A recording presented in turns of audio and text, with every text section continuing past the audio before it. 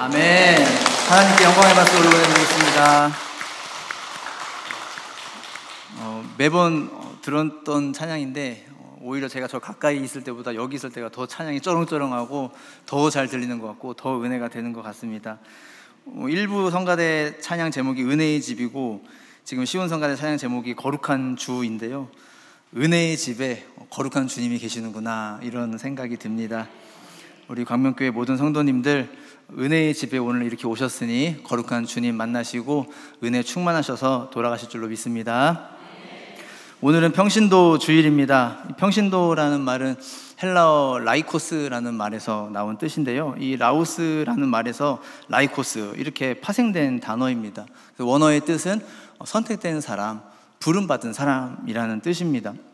그런데 우리는 평신도 하면은 왠지 이 단어를 되게 가벼운 단어처럼 그렇게 생각하게 되는 것 같아요.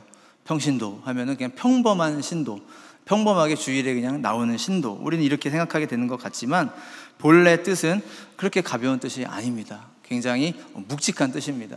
하나님께서 부른 성도, 하나님께서 부른 사람, 하나님께서 선택한 사람이라는 뜻이죠.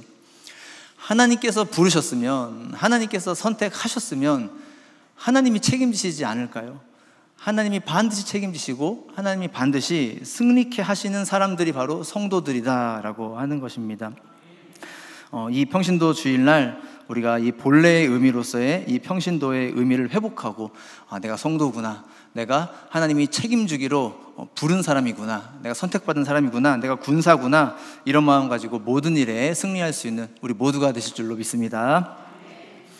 평신도는 약하지 않다라는 제목으로 하나님 말씀 증거하기 원합니다.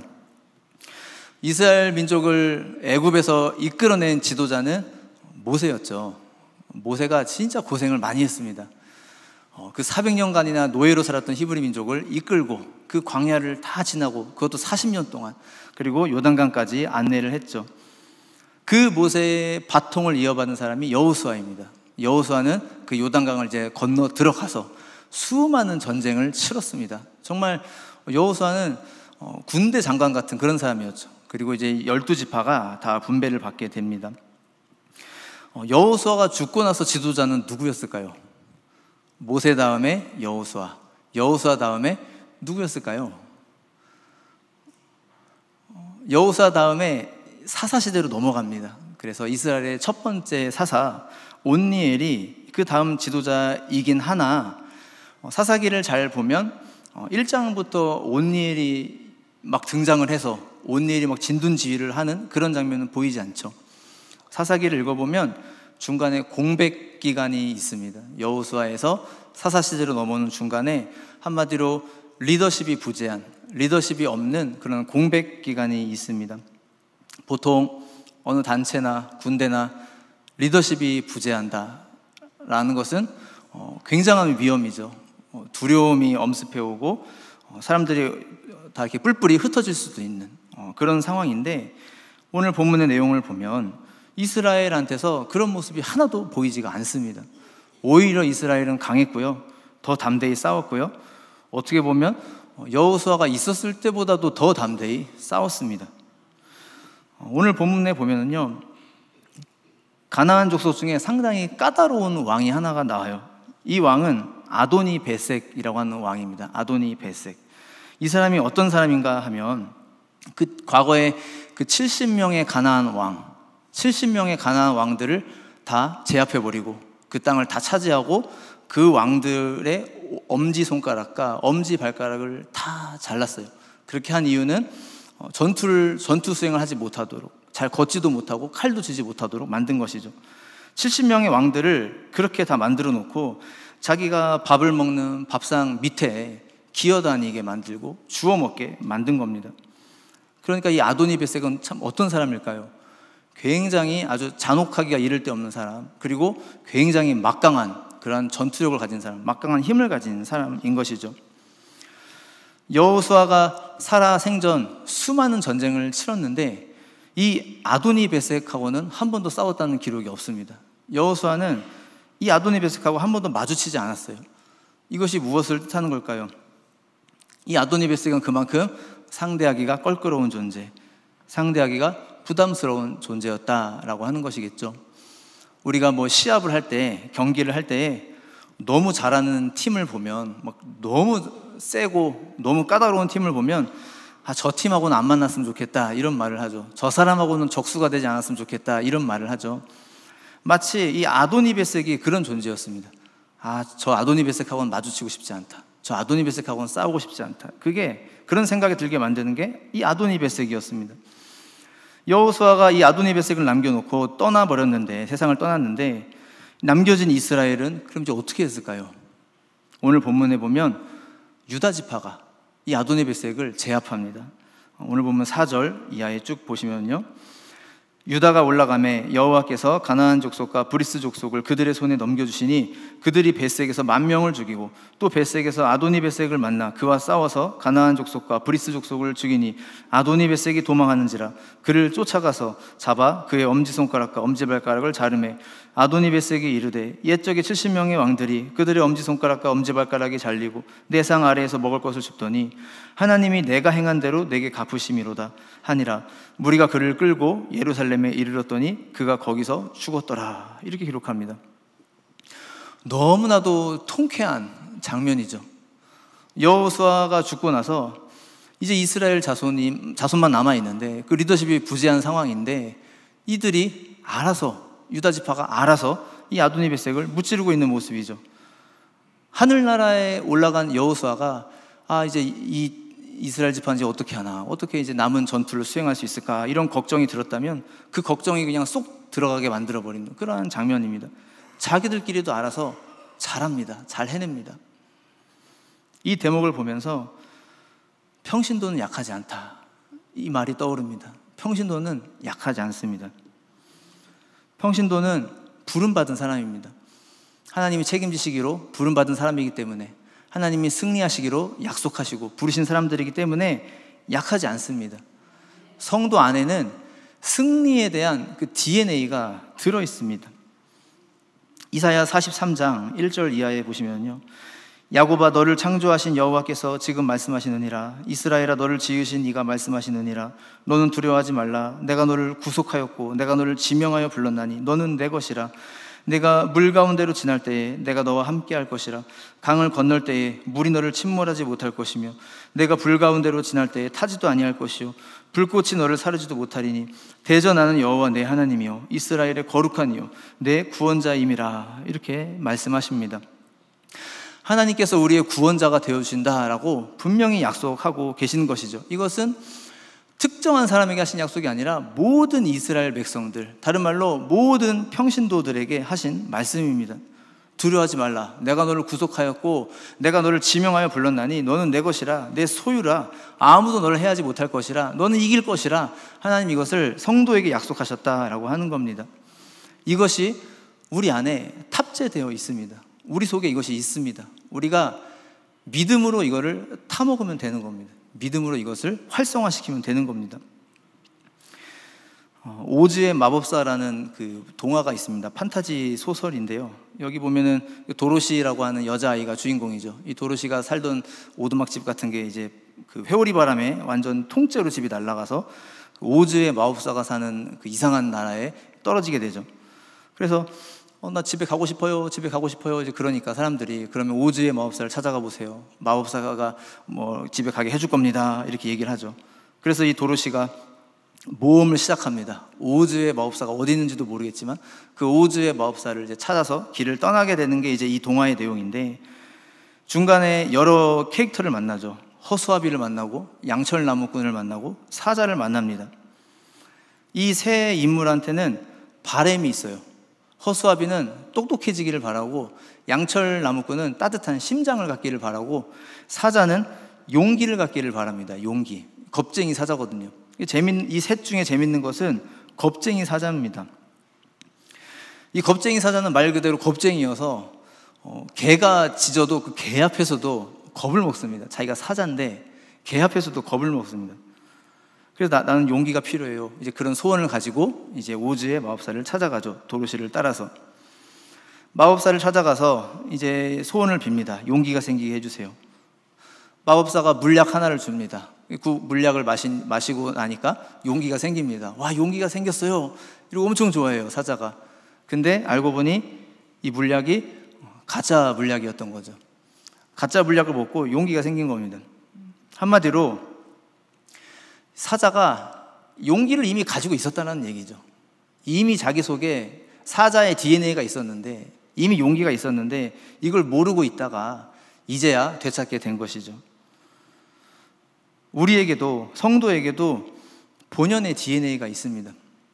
그 믿음으로 싸워서 이겨내는 야성, 어떠한 문제가 내게 닥친다 할지라도, 어떠한 문제가 내 앞에 태산처럼 놓여있다 할지라도 그 앞에 주저앉지 않고, 주님, 내게 능력 주시는 자 안에서 내가 감당할 수 있습니다 라면서 믿음으로 돌파하는 그 야성, 그 야성이, 그 DNA가 성도 안에 있습니다.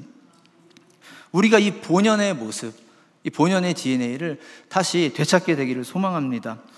이 평신도라는 단어를 그저 그냥 가벼운 단어로 생각하는 것이 아니라, 하나님 나를 부르셨구나, 부르신 것에는 반드시 그분의 뜻이 있구나, 그분의 뜻은 나를 이 땅에서 패배하는 존재로 살게 하시는 것이 아니라 승리하는 존재로 살게 하시는 것이구나, 그것을 기억하고 모든 시험과 문제 앞에 넉넉히 이길 수 있는 우리 모두가 되시기를 간절히 소망합니다. 창세기 49장 9절에 보면은 야곱이 죽기 전에 유다를 축복할 때 이렇게 비유를 한 적이 있습니다. 유다는 사자 새끼로다. 내 아들아, 너는 움킨 것을 찢고 올라갔도다. 그가 엎드리고 웅크림이 숫사자 같고 암사자 같으니 누가 그를 범할 수 있으랴. 이렇게 말합니다. 유다 지파를 사자에 비유하고 있죠. 유다 지파가 사자의 모습처럼 정말 오늘 본문에 그렇게 보여지고 있는 것 같습니다. 용맹스러운 사자, 불굴의 의지를 가지고 두려워하지 않고 여호수아가 없음에도 불구하고 그 아도니베섹을 향해서 전진하는 그 사자, 그게 유다 지파의 모습, 바로 우리의 모습이 되어야 할 것입니다.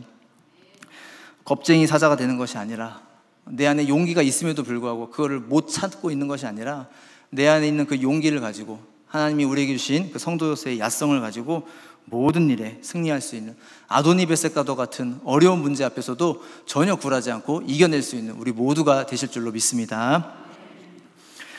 평신도는 약하지 않습니다. 그 두 가지 이유에 대해서 또 말씀을 나누기 원합니다. 첫 번째는 평신도가 왜 약하지 않은가? 오직 하나님의 뜻에만 순종하겠습니다 라는 다짐이 있기 때문에 평신도는 약하지 않다라는 겁니다. 1절에 보시면요, 여호수아가 죽은 후에 이스라엘 자손이 여호와께 여쭈어 이르되 우리 가운데 누가 먼저 올라가서 가나안 족속과 싸우리이까, 이렇게 말합니다. 여호수아가 죽고 나서 이들이 한 행동을 우리는 주목해야 됩니다. 이들은 두려워서 떠나가지도 않았고요, 떨지도 않았고 뿔뿔이 흩어지지도 않았죠. 막 이제 지도자가 없으니까 사기가 떨어져서 이 지긋지긋한 전쟁 그만하고 싶습니다 이러지도 않았죠. 그냥 하나님께 묻습니다. 하나님의 뜻을 묻습니다. 하나님, 우리가 이제 무엇을 어떻게 해야 되겠습니까? 하나님, 누가 먼저 올라가야 되겠습니까? 그렇게 하나님의 뜻을 묻죠. 하나님의 뜻을 묻고, 그리고 하나님의 뜻을 확실히 얻은 다음에, 그 확신이 서고 난 다음에 거침없이 나아가는 것, 이것이 하나님의 뜻이라는 확신을 가지고 달려나가는 것, 거기에서 성도의 강함이 있다라고 하는 것입니다. 제가 군대에 있었을 때 아주 오래전에 읽었던 책인데요, 누가 내 치즈를 옮겼을까라는 책이 한때 옛날에 되게 유명했던 적이 있었습니다. 이 책은 어른을 위한 동화책입니다. 4명의 등장인물이 나와요. 2명은 사람, 2명은 생쥐입니다. 생쥐가 키가 커요. 사람만큼 키가, 동화니까 사람만큼 키가 큰 이제 생쥐 2명, 사람 2명이 이제 등장인물입니다. 이 4사람은 미로 속에 갇혀 있습니다. 여기서 이제 살아남아야 되는데 열심히 이제 치즈를 찾죠. 치즈가 이제 식량이니까. 그러다가 이제 찾습니다, 결국에. 그래서 그 방에 들어가서 이제 치즈를 먹고 너무 좋아하는데, 먹으면 먹을수록 치즈는 결국에는 이제 사라지게 되죠. 어느 날 이제 치즈가 다 동인하게 됩니다.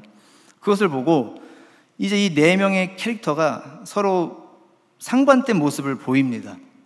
2명의 사람은 이 치즈가 다 어디 갔을까? 누가 내 치즈를 옮겼을까? 도대체 왜 이런 일이 생겼을까라고 주저앉습니다. 근데 그러는 동안 2마리의 생쥐는 신발끈을 고쳐 신어요. 신발을 고쳐 신고 옷매무새를 가다듬고 가방을 메고 무언가 모험을 떠날 채비를 하고 그 지겨운 미로 속에, 그 힘든 미로 속에 다시 들어갑니다. 그래서 또 다른 치즈를 찾아서 열심히 헤맵니다. 그러다가 찾아요. 찾고 이제 행복하게, 생쥐는 행복하게 사는데, 그때까지도 두 명의 인간은 이전에 있었던 그 방에서 나오지를 못하고 여전히 그 방 안에 앉아가지고 왜 치즈가 없어졌을까? 왜 이런 일이 생겼을까? 도대체 누가 가져간 걸까? 누구 때문에 이런 일이 생긴 걸까? 계속 이러고 있더라라는 겁니다. 이 동화가 주는 교훈은 우리 삶에 문제가 없을 수 없다는 거죠. 변화가 없을 수가 없다는 겁니다. 항상 내가 예측하지 못한 변화, 예측하지 못한 문제가 생기는데, 그럼 어떻게 할 것인가? 그 앞에 주저앉아서 누가 내 치즈를 옮겼을까? 이러고 있을 것인가? 그게 아니라 빨리 여기에 적응을 하고, 지금 여기에, 지금 바로 이곳에 집중을 하고, 그럼 나는 무엇을 해야 되는가? 나는 어떻게 해야 되는가를 빨리 깨달아 그것을 향해 나아가야 된다라고 하는 교훈이죠. 단순한 교훈인데 이 교훈이 참 아주 강력한 교훈인 것 같습니다. 이 본문에 나오는 이스라엘 모습이 마치 딱 그런 것 같아요. 여호수아가 죽고 난 뒤에 아이고 이제 우리는 어떻게 해야 되나 어떻게 해야 되나 이러고 있는 것이 아니라, 그럼 이제 우리는 무엇을 해야 합니까 하나님? 그럼 이제 우리는 어떤 뜻을 따라 나아가야 됩니까? 그렇게 하나님의 뜻을 구하고 있는 것이죠. 이것이 바로 성도 본연의 모습이다라고 하는 겁니다. 다윗은 이스라엘 역대 최고의 왕이라는 그런 평가를 받았죠. 하나님 마음에 합한 자라는 칭호를 받았습니다. 다윗이 그렇게 강할 수 있었던 이유는 바로 여기에 있다고 생각합니다. 하나님, 내가 어떻게 하리이까? 이젠 내가 어떻게 하리이까? 이 상황에서 도대체 내가 무엇을 하리이까? 다윗은 항상 이것을 구하고 또 이것을 통해서 확신을 얻고, 확신이 생겼다면 그때부터는 조금도 물러서지 않고 거침없이 그것을 순종하는 그런 스타일의 사람이었기 때문에 다윗이 그렇게 부국강병할 수 있었던 것이죠. 사무엘상 23장 2절에 보시면요, 이에 다윗이 여호와께 묻자와 이르되 내가 가서 이 블레셋 사람들을 치리이까? 여호와께서 다윗에게 이르시되 가서 블레셋 사람들을 치고 그 일날을 구원하라. 이것은 다윗이 사울에게 쫓겼을 때 있었던 일입니다. 사울에게 쫓겨서 내가 죽임당할지 모르는 그 상황에, 내 코가 석자인 상황에 저 그일라 주민들이 블레셋한테 약탈을 당하고 있는 장면을 본 것이죠. 저걸로 그냥 보고 지나치기도 그렇고, 또 가서 돕자니 나도 내 코가 석자인데 내 몸 건사하기도 힘든데 어떻게 해야 되나. 그래서 하나님께 이렇게 묻고 있는 겁니다. 주여 어떻게 하리이까? 도와주리이까? 하나님이 도와주라고 하시죠. 그래서 도와줍니다. 가서 다윗이. 또 사무엘상 30장 8절에 보면 다윗이 여호와께 묻자와 이르되 내가 이 군대를 추격하면 따라잡겠나이까 하니 여호와께서 그에게 대답하시되 그를 쫓아가라. 내가 반드시 따라잡고 도로 찾으리라. 이것은 다윗이 그 아기스 왕 밑에 망명에 있을 때, 이스라엘을 떠나서 그 블레셋 지역에 있을 때 그때 벌어졌던 일이죠. 그 자기가 살던 그 시글락 성을 비운 적이 있었는데, 잠시 비울 동안 아말렉 족속이 쳐들어와서 성을 다 불태워버렸습니다. 그리고 아내와 자녀들과 모든 재산을 다 약탈해 갔죠. 그거를 보고 다윗과 함께 했던 사람들이 이거는 다 다윗 때문에 벌어진 일이다, 다윗을 죽여야 된다, 다 그러고 있을 때 다윗이 그 찰나에 하나님께 마음의 힘을 얻고 저렇게 기도를 한 거죠. 어떻게 해야 됩니까 하나님? 이거 어떻게 해야 됩니까? 따라가면 이길 수 있겠습니까? 따라가면 쫓아갈 수 있겠습니까? 하나님이 쫓아가라. 너가 이기리라. 빼앗아간 거 다 도로 찾아오리라 라고 말씀하고 계시는 것이죠. 또 사무엘하 2장 1절에 보면 그 후에 다윗이 여호와께 여쭈어 아뢰되 내가 유다 한 성읍으로 올라가리이까? 여호와께서 이르시되 올라가라. 다윗이 아뢰되 어디로 가리이까? 이르시되 헤브론으로 갈지니라. 이것은 그렇게 아기스 왕 밑에 망명에 있을 때 결국에 이제 사울이 죽고 나서 그 한 기도죠. 사울이 죽고 나서 이젠 내가 왕이 되는 거군요 하고 그냥 간 것이 아니라 하나님 앞에 기도하죠. 이런 상황인데 주여 내가 이스라엘로 다시 입국을 하리이까? 그러면 어디로 가리이까? 라고 이렇게 묻고 있는 것이죠. 또 사무엘하 5장 19절에 다윗이 여호와께 여쭈어 이르되 내가 블레셋 사람에게로 올라가리이까? 여호와께서 그들을 내 손에 넘기시겠나이까? 하니 여호와께서 다윗에게 말씀하시되 올라가라. 내가 반드시 블레셋 사람을 내 손에 넘기리라 하신지라. 이것은 다윗이 왕이 된 이후에 평안해졌을 때 했던 기도입니다. 그 평안해진 상황에서 다윗이 우리의 원수 같았던 저 블레셋, 우리 이스라엘의 대적이 있던 저 블레셋을 주여 내가 치리이까? 라고 지금 물어보고 있는 것이죠. 제가 지금 길게 이 네 구절을 일부러 발췌해서 읽어드린 이유는 참 별의별 상황, 참 여러 가지 상황 속에서 다윗은 그 순간순간 찰나찰나 하나님께 집중했구나, 하나님의 뜻을 찾았구나, 하나님의 뜻을 구했구나 라고 하는 겁니다. 주님, 이런 상황인데 어떻게 하리이까? 내가 무엇을 하리이까? 이런 자세로 살았기에 다윗은 강할 수밖에 없었다라고 하는 것입니다. CCM 노래 중에 주님 말씀하시면이라는 그 CCM이 있습니다. 그 찬양 가사에 보면 주님 말씀하시면 내가 나아가리다. 주님 뜻이 아니면 내가 멈춰서리다. 나의 가고 서는 것 주님 뜻에 있으니 오 주님 나를 이끄소서. 이렇게 부릅니다. 너무 명쾌하죠. 주님의 뜻이면 담대히 나아가고 거침없이 나아가고 망설이지 않고 나아가고, 주님의 뜻이 아니면 그게 막 달콤해 보여도 너무 취하고 싶어도 제가 그렇게 하지 않겠습니다 라는 그러한 고백인 것이죠.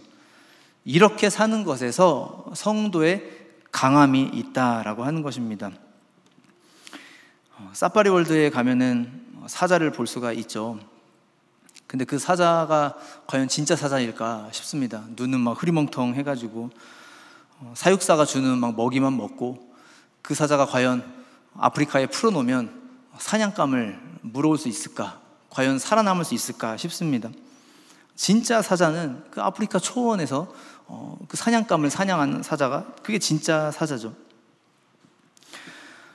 편한 걸로 따지면 사육사가 주는 먹이 먹는 게 더 편할 겁니다. 그리고 사냥해서 살아가는 건 더 힘들고 더 불편하죠. 그런데 사냥해서 살아가는 게 진짜 사자고, 그렇게 살아야 사자는 사자답게 사는 것이죠. 성도도 성도답게 사는 길이 있다라는 겁니다. 우리 안에 있는 그 야성, 하나님의 뜻을 구하고 하나님과 늘 대화하고 하나님과 늘 교제하고 그 뜻이 내 안에 섰다면 거침없이 나아가는 것, 그것이 바로 성도의 야성이다 라고 하는 것입니다. 항상 매사에 하나님의 뜻을 찾고 그 음성을 붙잡고 사는 것, 바라기는 모든 문제들과 상황 앞에 늘 하나님의 뜻을 구하고 그 뜻이 내 안에 확실하게 섰다면, 그러면 그 뜻을 붙잡고 담대하게 나아갈 수 있는 저와 우리 모두가 되시기를 간절히 소망합니다. 끝으로 성도가 또 강한 이유, 두 번째는 서로 협력하기 때문에 강합니다. 협력하기 때문에. 오늘 본문 3절에 보시면 유다가 그의 형제 시므온에게 이르되 내가 제비 뽑아 얻은 땅에 나와 함께 올라가서 가나안 족속과 싸우자. 그리하면 나도 네가 제비 뽑아 얻은 땅에 함께 가리라 하니 이에 시므온이 그와 함께 가니라. 이렇게 얘기합니다. 지금 유다 지파가 분배받은 그 구역에 유다 지파가 싸우러 가고 있는데 시므온 지파에게 부탁을 하죠. 우리 지파 거 싸울 건데 너 좀만 도와주라. 나도 너희 지파 거 도와주겠다. 시므온 지파가 좀 생각해 볼게 한 게 아니라 기꺼이 그렇게 해주죠. 바로 이렇게 협력하는 것이 성도의 모습이고, 여기 이 협력이 있기 때문에 성도는 약하지 않다, 강하다라고 하는 것입니다. 우리가 반드시 정말 기억해야 될 것은 나 혼자 싸우면 지지만 같이 협력해서 싸우면 이길 수 있다라고 하는 겁니다.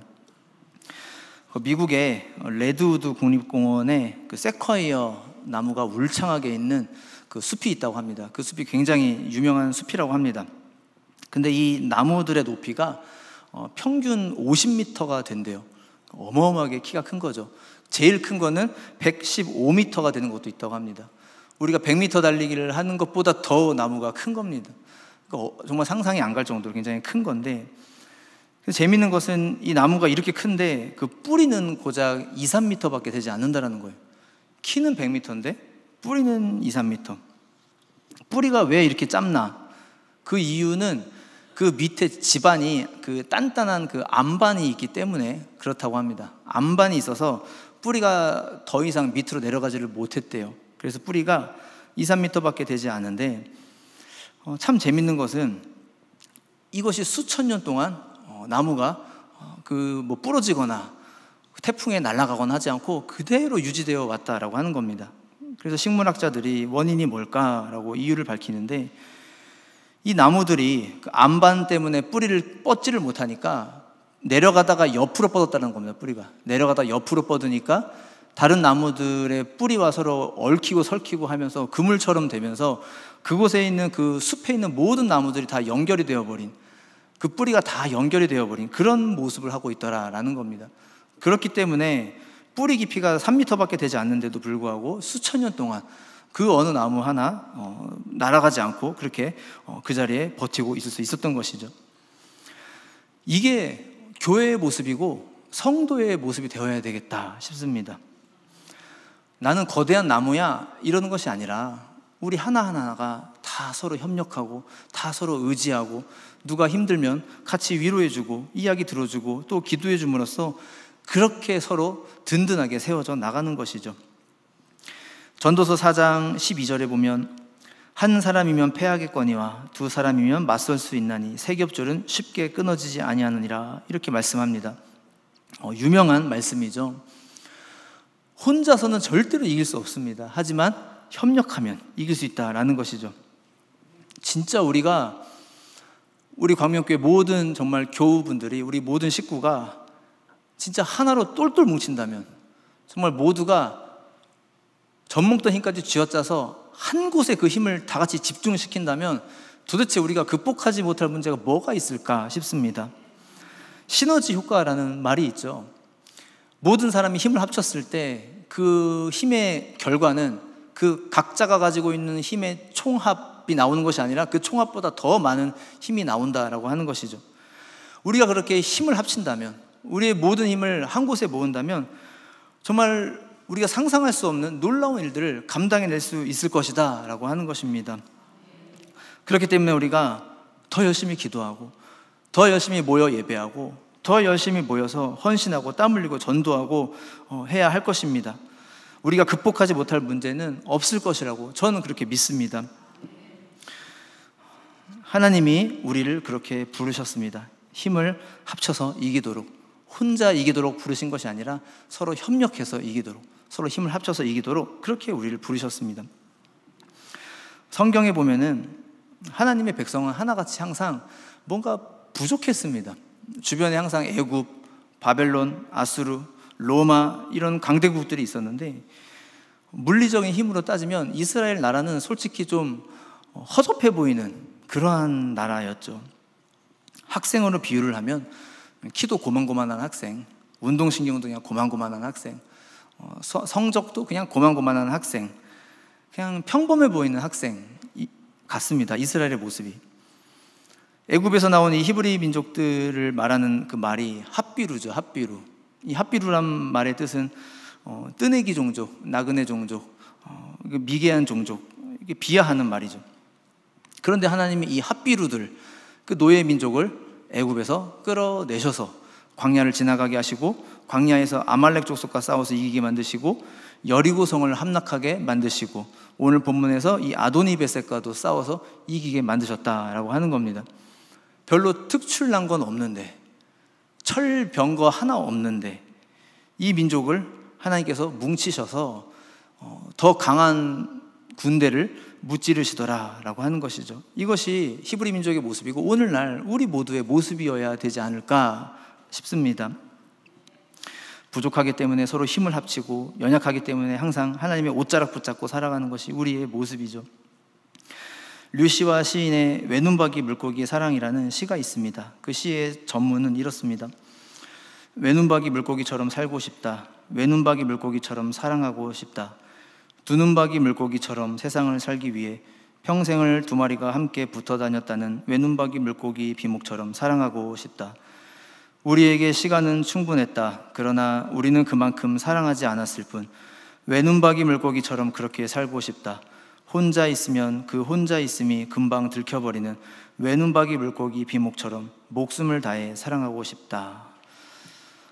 외눈박이 물고기가 있는데 절대로 혼자 힘으로 살아갈 수가 없으니 같은 외눈박이 물고기 두 마리가 만나서 서로 끝까지 정말 목숨을 다해서 붙어 있으면서 두눈박이 물고기처럼 그렇게 세상을 살아갔다라고 하는 그런 감동적인 시입니다.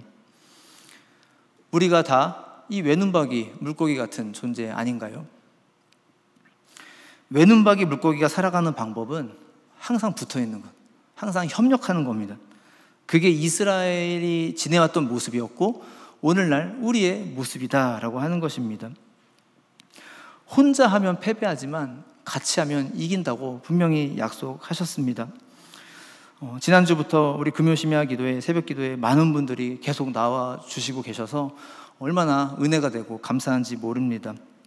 이것이 바로 우리가 서로 힘을 합치는 것이 아닌가 싶습니다. 말씀을 맺습니다. 항상 서로 의지하고 협력함으로써 우리가 어떤 어려움도 극복할 수 있습니다. 또 매사에 하나님의 뜻을 묻고 구함으로써 담대히 그 뜻을 향해 나아갈 때 우리는 약하지 않습니다. 그렇게 하나님 앞에 승리자로 살아갈 수 있는 유다지파처럼 강한 광명지파가 될 수 있는 저와 여기 계신 모든 우리 광명의 성도님들 다 되시기를 간절히 소망합니다. 기도하시겠습니다. 사랑해 주님 감사합니다. 우리를 성도로 부르셨는데 하나님께 계획이 있고 뜻이 있고 승리에 대한 약속이 있는 줄로 믿습니다. 이미 우리에게 주신 그 약속, 우리가 믿고 나아갈 때에 승리하는 사람으로 살게 하여 주옵시고, 서로 협력할 때에 우리가 이기게 하여 주옵시고, 하나님의 뜻을 구하고 나아갈 때에 반드시 승리할 수 있는 우리 모두가 다 될 수 있도록 인도하여 주시옵소서. 어려운 때일수록 우리가 더 하나가 되게 하여 주셔서 어떤 문제도 이기고 나아갈 수 있는 복된 우리 광명교회 될 수 있도록 주님 인도하여 주시옵소서. 감사드리며 예수님의 이름으로 기도드렸습니다. 아멘.